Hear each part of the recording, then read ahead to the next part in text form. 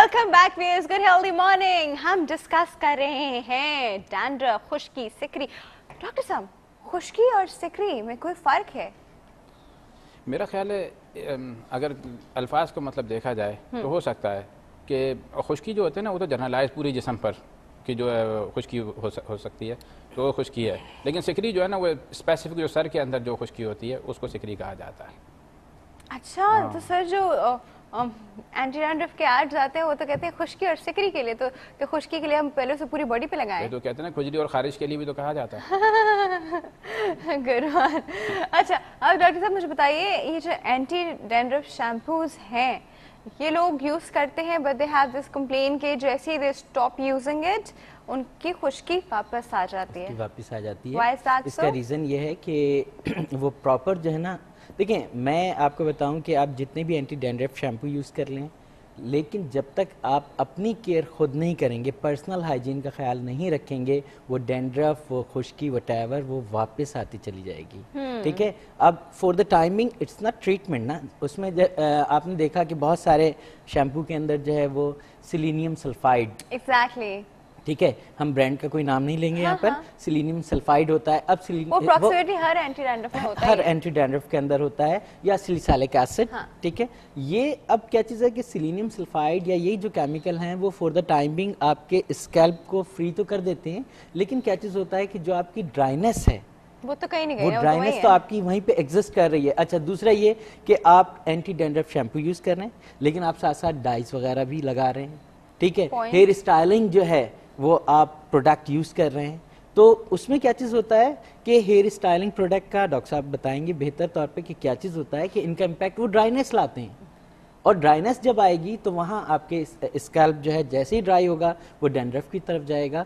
तो इन चीज़ों का हमें बहुत ज़्यादा ख्याल रखना चाहिए। जैसे कि मैंने डाई को थोड़ा सा स्टडी किया, मैंने देखा क्या इम्पैक्ट लाती है, तो इसके अंदर एक बहुत ही यानी कि इसको एक ख़ास क्वांटिटी में यूज़ करना चाहिए। और अब हर कंपनी जो है वो डाइज बना रही है अपनी, तो इसके अंदर जो पैराफिनालाइन डाई अमीन होता है, ये जो है बहुत ज़्यादा ड्राइनेस आपकी स्कैल्प के ऊपर लाता है। और जब आपका स्कैल्प ड्राई होगा तो आपके हेयर, आपने देखा कि ज़्यादा डाई करने से आपके हेयर भी ड्राई, हाइड्रोजन पेरोक्साइड भी।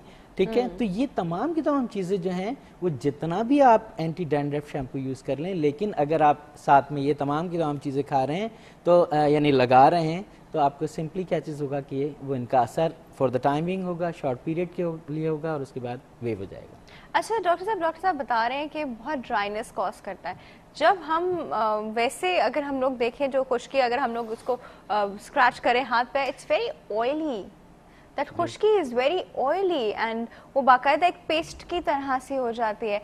So why is that so? अगर ड्राइनेस की वजह से हो रही है तो व्हाई इज दैट ऑयली?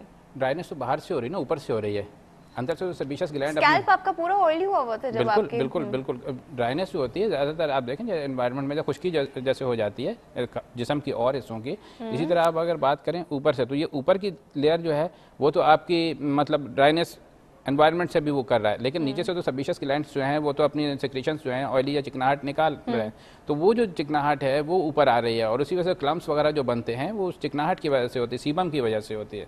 तो वो जो क्लम्प्स बन जाते हैं या वो और बड़े होकर जो हैं वो पेट्राइसिस ऑब्मेंटेशिया कहलाता है, वो पूरे का पूरा ही बड़ा सा, जिस तरह आप बात कर रहे थे कि पहले के वो आ जाता है, तो वो चीज़ जो है इसकी वजह से, और ऑयली जो है ये सिर्फ और सिर्फ ऑयल प्रोड्यूसिंग ग्लैंड्स की वजह से जो है वो जो है ऑयल जो है बनता है, छोटे छोटे से वो क्लम्प्स जो है खुश्की के जो बन जाते हैं।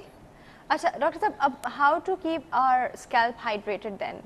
आपका स्कैल्प कैसे हाइड्रेटेड रहे, मॉइस्चराइज रहे? जिस तरह हम अपनी स्किन पे तो मॉइस्चराइजर लिया, लगा लिया, बट स्कैल्प के लिए क्या करें? उसके लिए भी कोई मॉइस्चराइजिंग क्रीम आती है? डॉक्टर साहब ने सबसे पहले तो बताया कि जी पर्सनल हाइजीन, हाँ पर्सनल हाइजीन का तो आप बहुत ख्याल रखें, पानी ज़्यादा पिएं, और मतलब जो भी बैलेंस डाइट है वो मतलब आपको लेनी चाहिए। और ऊपर से मतलब आप पहले देखें, जिस तरह की बात हुई, डॉक्टर साहब ने बताया कि एंटी डैंड्रफ शैम्पूज़ की आपने बात की, एंटी डैंड्रफ शैम्पूज़ की दो इसके जो होते हैं ना मेन कंपोनेंट होते हैं। एक तो ये होता है कि जो कैरोटोलिटिक्स कहलाते हैं, जो कि मुस्तकिल तौर पर जो ऊपर की तय खुश्की की है उसको उतार रहे होते हैं, और दूसरा जो उसके अंदर होता है वो एंटी फंगल या यीस्ट के अगेंस्ट जो होते हैं, उसका काम ये होता है कि जो सेबोरिक डर्माटाइटिस की वजह से या किसी और वजह से मलेसीजिया स्पीशीज जो है उसको डेवलप हो रही हैं, तो वो उनको भी जो है वो कंट्रोल में रखे।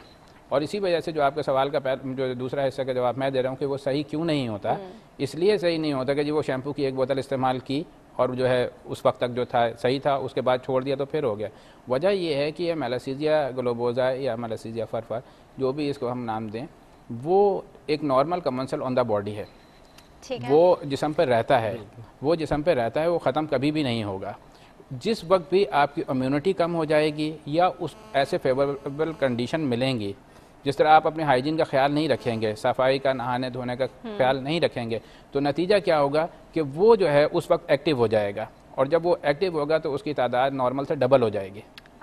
ہاں، اور جب وہ ڈبل ہوگی تو وہ پھر آپ کو جو ہے یہ ڈینڈرف کاز کرے گا. اور اس کے لیے یہ ہے کہ ایک طرف تو آپ کیروٹولیٹک سیلینیم سلفائڈ یا زنک پائروتھیون دیں، تو دوسری طرف اینٹی فنگل مطلب امیڈازول ڈیریویٹس ہوتے ہیں، کیٹاکونازول شیمپو ہے، سائکلوسپورولامین ہے، وہ اس طرح کے شیمپوز بھی ساتھ میں دیے جاتے ہیں جو کہ اس طرف سے اس والی چیز کو بھی صاف کریں، اس کو بھی کریں. ہاں، کہ ایک طرف سے جراثیموں کا خاتمہ ہو، دوسری طرف سے جو وہ بن رہا ہے بہت تیزی سے جو اس میں تہیں جم رہی ہیں، وہ دوسرا والا کیروٹولیٹک پارٹ اس سے صحیح ہوگا اور دوسرا یہاں سے ہوگا. لیکن یہ کہ یہ ایک لمبا پروسیس ہوتا ہے، اس کو فوری طور پر ختم نہیں کر دینا چاہیے کہ نہیں جی یہ بیکار ہے یا یہ بیکار ہے، وہ تو جی جب تک لگاتے رہو. تو یہ لوگوں کو سمجھنا چاہیے، پبلک اویئرنیس بہت ضروری ہے اس چیز میں کہ یہ آپ کے جسم پر ایک نارمل چیز ہے.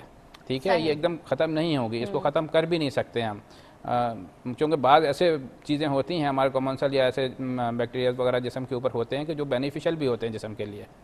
ہاں، تو وہ ہم اس کا بھی نارمل فلورا ہوتا ہے، تو وہ اس کو ہم نہیں ختم کر سکتے. کریں گے تو اور مطلب آپ کے لیے مسائل پیدا ہو سکتے ہیں.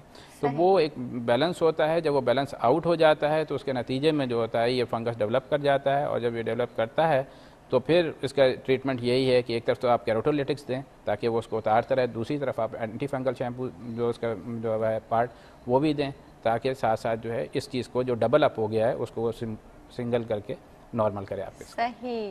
اوکے ڈاکٹر صاحب نے کافی ڈیٹیل میں ہمیں یہ بات سمجھائی. اچھا ڈاکٹر صاحب، آپ سے میں ایک چیز پوچھنا، ایک بہت ہی کامن میڈیسن ہے جس میں ایسپرین ہوتی ہے، ٹھیک ہے، لوگوں کو پتہ نہیں ایک ٹپ ہے یا کیا ہے، وہ جس بالٹی سے انہوں نے سر دھونا ہوتا ہے اس کے اندر 2 گولیاں ڈالتے ہیں، ملاتے ہیں for dandruff they do this and اس کے بعد وہ they wash their hair because اگر آپ انٹرنیٹ پہ گوگل کریں اور اس طرح کی ایسی ٹپس آتی ہیں people do it، تو اس کا کوئی فائدہ ہے؟ دیکھیں میں آپ کو بتاؤں کہ what is aspirin.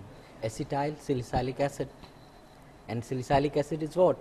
Okay, وہی ڈینڈرف والا. That's it. تو it's the same thing. اگر آپ same thing بس وہ acetylated ہے، وہ پانی یوز کر لیں، وہ acetylated ہے. اور salicylic acid ایسے آرام سے نہیں مل جاتا ہے. نارملی وہ کہتے ہیں جی 2 گولی یہ لیں salicylic acid کی اور اس سے ہم سر دھو لیں. تو ایکچولی وہ کیا چیز کچھ بھی نہیں ہے. اور لوگ اس کا پاؤڈر بنا کے اپنے شیمپو میں بھی انکلوڈ کر سکتے ہیں. آپ ایون کوئی بھی آپ کے اگر بہت زیادہ آپ کے جیسے ڈاکٹر صاحب نے بالکل بہت اس کو ڈیٹیل میں بتا دیا، مجھے اس میں مزید ضرورت نہیں ہے کہ اگر آپ ایون جو کریم یا لوشن بھی اگر آپ اینٹی فنگل اپنے شیمپو کے اندر ایڈ کر لیں تو دین آپ کے یہ پرابلم کافی حد تک ختم ہو سکتی ہے. لیکن پھر میں اس چیز پر آؤں گا. Can we do that for skin as well? Because skin پہ بھی تو خشکی آ جاتی ہے. Exactly. تو اس کے لیے ہم لوگ سب سے پہلا اسٹیپ جو بتاتے ہیں وہ ایکسفولیٹ کرنا ہے. سب سے پہلے اپنے ڈیڈ سیل کو ادھر آپ کے اسکالپ کے ہوں یا یو کین ایکسفولیٹ، یو کین، یا آپ اپنے سر کا آئل کنٹرول بھی کر سکتے ہیں،